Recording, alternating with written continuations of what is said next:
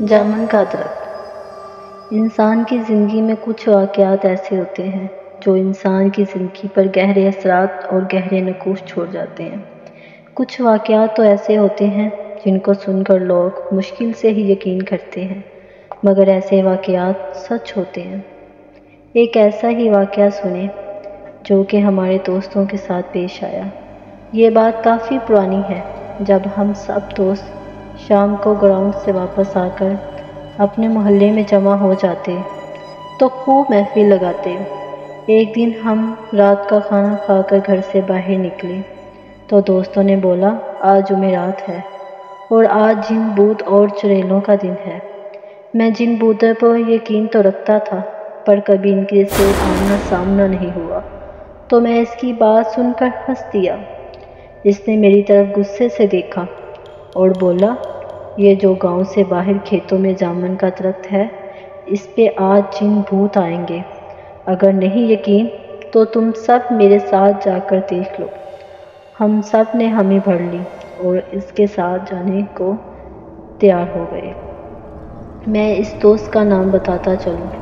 یہاں اس کا نام ندیم تھا اور وہ اکثر رات کو اکیلے کھیتوں میں گھومتا رہتا تھا۔ اسی لیے اس پہ کچھ دوستوں نے یقین بھی کر لیا تھا، پر ہم نے یقین نہیں کیا۔ ہم 5 دوست تھے، جس کے نام تھے عابد، ناصر، ساجد، مدثر اور ندیم۔ جیسے ہی عشاء کی اذان ہوئی ہم نکل پڑے۔ اس کے ساتھ کھیتوں میں جن بھوت دیکھنے رات کافی گہری ہوتی چلی جا رہی تھی تو ڈر بھی لگ رہا تھا۔ ابھی ہمیں چلتے ہوئے 10-15 منٹ ہی گزرے تھے، ایک کھیت سے بکری کے چھوٹے بچے کے بولنے کی آواز آئی۔ عابد نے بولا، رکو، یہاں پاس سے کسی جانور کی آواز آ رہی ہے۔ سب رک گئے اور خاموشی سے آواز سننے کا انتظار کرنے لگے کہ کس طرف سے یہ آواز آ رہی ہے۔ ابھی تھوڑی دیر ہی گزری تھی کہ بکرے کی بچی کی آواز دوبارہ سنائی دی۔ ندیم نے فوراً بولا، آواز اس طرف سے آ رہی ہے، جو 2-4 کھیت چھوڑ کر ہی برسن کا کھیت تھا۔ آواز وہاں سے آ رہی تھی۔ سردیوں کے دن تھے اور ان دنوں میں برسن عام ہوتا ہے۔ سب دوست اس طرف جانے لگے تو ناصر نے بولا، چھوڑو یار، جو بھی ہے، ہمیں کیا لینا دینا اس سے، ہم جس کام کے لیے جا رہے ہیں اس طرف چلو۔ پر کوئی بھی نہیں مانا اور برسن کے کھیت کی طرف بڑھنے لگے۔ سبھی ہی وہاں جا کر دیکھا تو ایک چھوٹا سا بکری کا بچہ وہاں کھیت میں بیٹھا تھا۔ ہم میں سے کوئی کچھ بولتا اس سے پہلے ہی ندیم نے کہا، لگتا ہے جو یہاں بکریاں چروانے آتے ہیں ان کا رہ گیا ہوگا، اس کو اٹھا لو، صبح پتہ لگا کر واپس کر دیں گے۔ سب نے اس کی بات سے اتفاق کیا اور ایسا ہی کیا۔ اس کو ہم نے اٹھا لیا اور اپنی منزل کی جانب بڑھنے لگے۔ رات کافی گہری ہوتی چلی جا رہی تھی اور ہمارے ڈر میں مزید اضافہ بھی ہو رہا تھا، کیونکہ کھیتوں میں طرح طرح کے جانوروں کی آوازیں آ رہی تھی۔ مدثر نے بولا، یار، ہم کو واپس جانا چاہیے، آگے بہت خطرہ ہے۔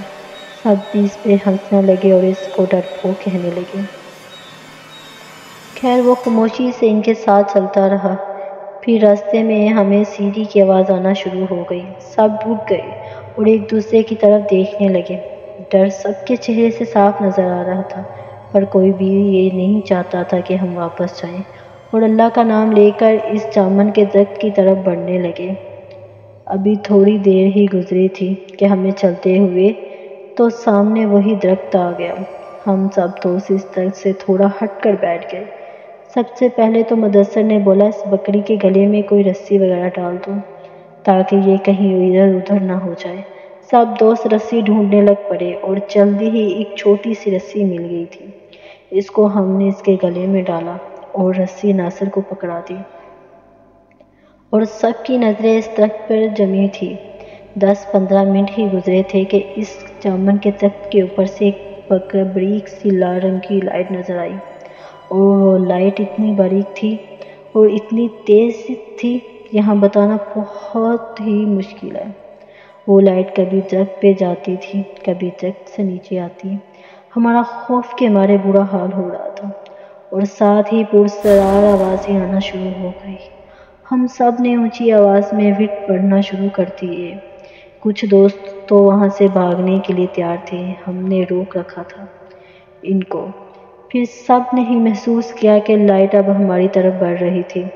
جب سب نے یہ منظر دیکھا تو وہاں سے بھاگنے میں ہی بہتری سمجھی، اور اتنی سپیڈ سے سب وہاں سے الٹے پاؤں دوڑے اور پیچھے اتنی خوفناک آوازیں بلند ہو رہی تھیں۔ سب یہی محسوس ہو رہا تھا جیسے وہ بالکل ہمارے پاس ہی ہیں اور کسی بھی لمحے وہ ہم سب کو نقصان پہنچا سکتی ہے۔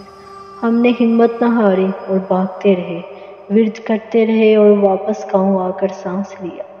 جب ہم سب گاؤں کی حدود میں پہنچ گئے تو مدثر نے ناصر کی طرف دیکھا اور پوچھا کہ آپ کے پاس بکری کا بچہ تھا، وہ کہاں چھوڑ آئے؟ اس نے ہاتھ کی طرف دیکھا تو اس کے ہاتھ میں صرف رسی تھی۔ اس نے بولا کہ جب ہم سب وہاں سے بھاگ رہے تھے تو یہ صرف رسی ہی تھی، بکری کا بچہ کدھر گیا اس کو کچھ معلوم نہ تھا۔ جب وہاں سے واپس دوڑے تو وہ بکری کا بچہ وہاں ہمارے ساتھ نہیں تھا، صرف یہ رسی ہی تھی۔ وہ سچ میں بکری کا بچہ تھا یا کوئی اور مخلوق تھی؟ سب دوستوں نے کہا جو بھی تھا ہم صبح وہاں جا کر ضرور دیکھیں گے۔ جب صبح ہوئی تو کوئی بھی وہاں جانے کو تیار نہیں تھا سوائے ندیم اور مدثر کے۔ وہ دونوں کھیتوں میں گئے اور اسی جگہ گئے تو انہوں نے وہاں بکری کے بچے کو مرا ہوا پایا جو جامن کے درخت کے بالکل قریب ہی پڑا تھا۔ اس کی صرف ہڈیاں ہی ہڈیاں نظر آ رہی تھی۔ اس بکری کے بچے پہ گوشت کا کوئی نام و نشان بھی نہیں تھا۔ وہ دونوں سمجھ چکے تھے رات کو جو کچھ بھی ہوا وہ ان کا وہم نہیں تھا۔ اس درخت پہ واقعی کچھ ایسا تھا جو ندیم نے بولا تھا۔ اس کے بعد وہ واپس آ گئے اور کبھی رات کے ٹائم باہر گھومنے سے توبہ کر لی۔